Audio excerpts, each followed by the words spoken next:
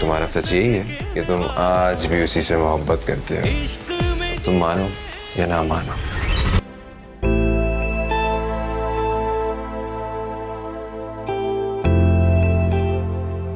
बाबा जल्दी सो गए आज? तबीयत ठीक है उनकी? हाँ, डॉक्टर्स ने स्लीपिंग पिल्स दी हुई हैं और कहा है कि खाने में खास एहतियात करें और बस नींद पूरी लें। मम्मी, बाबा के ने निहारी पाए कढ़ाइयाँ वगैरह सब बंद करवाएं। हार्ट पेशेंट है वो, प्लीज।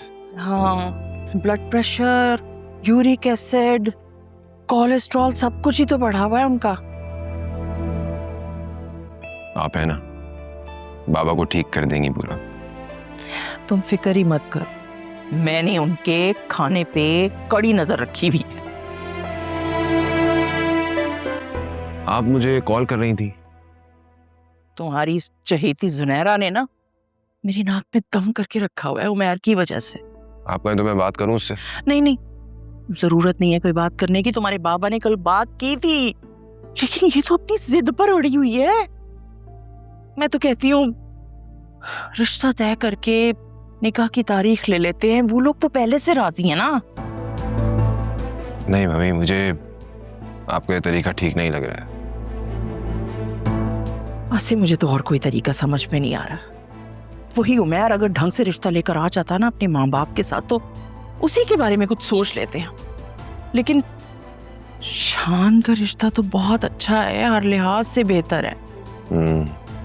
ये तो ठीक कह रही हैं आप, शान है तो अच्छा लड़का। अरे उस बच्चे ने तो इससे मिलने का कहा, इससे बात करने का कहा, लेकिन इसने साफ इनकार कर दिया।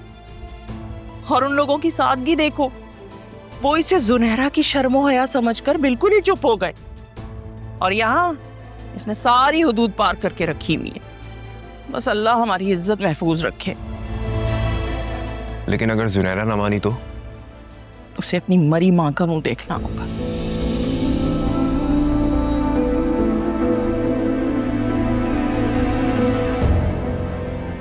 मम्मी, आप मुझे बता दीजिएगा जब भी चलना हो, मैं चल लूंगा आपके साथ, ठीक है? तुम्हारे अब्बा की थोड़ी सी तबीयत ठीक हो जाए, फिर हम चारों चलेंगे। और हाँ, अकरम को तुमने बिल्कुल इस बात की हवा भी नहीं लगने देनी। वो एक एक बात जाकर सुनहरा को लगा देते हैं। ठीक है। हाँ, जीते रहो, खुश रहो मेरा बच्चा। मैंने तुमसे एक और बात का भी कहा था, अगर तुम्हें याद हो तो। कौन सी बात? यही कि अपनी बीवी को किसी और अच्छे डॉक्टर को दिखाओ। अब तो 1 साल होने वाला है बात से। जी मम्मी, वो आलिया ने भी अपनी दोस्त से बात की है, उसने भी कोई डॉक्टर रिकमेंड किया है। 1-2 दिन में हम जाएंगे उसके पास, डोंट वरी। चलो ठीक है, जो अल्लाह का मंजूर। अच्छा, तुम अब जाओ, आराम करो। मैं भी जाऊं तुम्हारे बाबा को देखूं जाके। और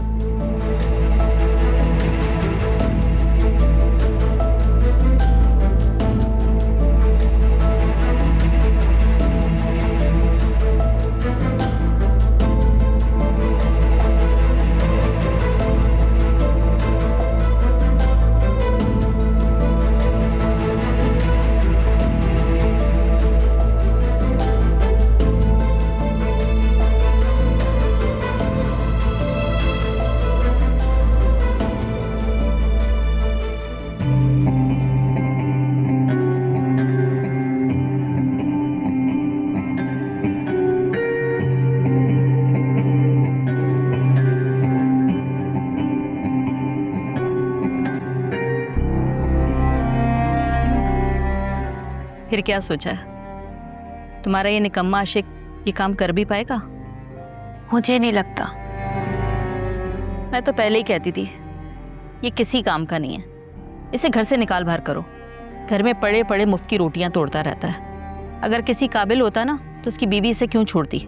अरे अम्मा, मैं वैसे ही परेशान हूँ, तुम और मजीद परेशान कर रही हो मुझे। देख जुबैदा, अगर इससे ही काम नहीं हो रहा तो ये काम तुम करो। पैसे लो और हम दोनों यहाँ से लाहौर चलते हैं। हर किसी नहीं, मैं और असवद शादी कर रहे हैं और अपनी फैमिली बनाएंगे। मैं तुम्हारी तरह लाइफ नहीं जीना चाहती। एक रख के ना चमाट मारूंगी। मैंने तुझे कोई चने बेच के नहीं पाला, तेरे सारे नाज नखरे उठाए हैं। अरे अम्मा, मैं तो ऐसी ही कह रही थी, आप तो नाराज ही हो गई। 1 नंबर का बेगैरत आदमी है। अगर उसमें इतनी गैरत होती तो वो अपनी बेटी को कभी अगवा करने का ना सोचता। मगर अफसोस वो बेगैरत होने के साथ साथ बुज़दिल और निकम्मा भी है। बातें खूब करेगा मगर काम कुछ नहीं करेगा। जो अपने माँ बाप, भाई बहन और औलाद का न हो सका, वो भला तेरा क्या होगा? इतने दिन से ना मैं चुप थी, मगर अब चुप नहीं रहूंगी। अव्वल तो ये आदमी तुझसे कभी शादी करेगा नहीं, और कर भी ली तो कभी निभाएगा नहीं। अरे मैंने जिंदगी गुजारी है, इतना अंदाजा तो मुझे भी है। अरे अम्मा, मुझे डराओ तो मत। अरे डरा नहीं रही, तुझे समझा रही हूँ। अभी भी वक्त है, सुल्तान से डायरेक्ट हो जा। ये काम खुद कर, पैसे ले, और हम दोनों लाहौर निकल चलते हैं। इसी में हम दोनों की भलाई है। अरे भाड़ में डालो उस आदमी को। एक बार तुम्हारा चेहरा सही हो गया ना, तो मैं खुद तुम्हारा ब्याह करा दूंगी। बस समझ गई, ये हमारा आखिरी काम है।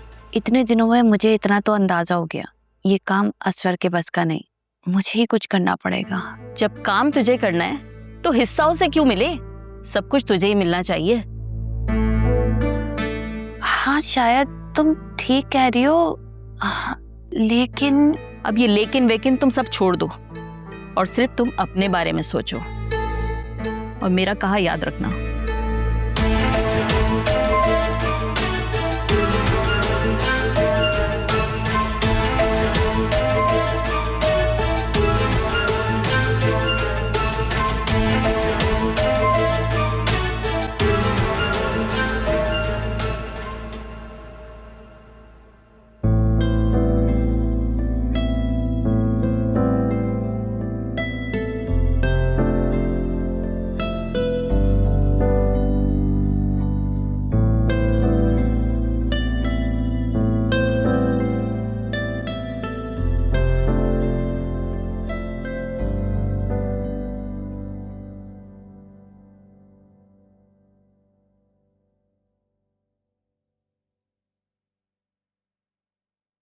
आप अभी तक नाराज हैं मुझसे?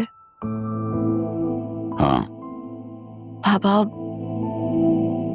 मुझे अंदाजा नहीं था कि बात इस हद तक बढ़ जाएगी। मैंने इस मामले को बहुत खत्म करने की कोशिश की, लेकिन मैं नाकाम रही।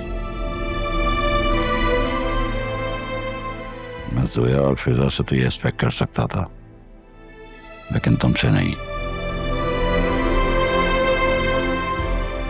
तुम इतनी समझदार और मामला फहम हो, फिर तुम ये कैसे कर सकती हो?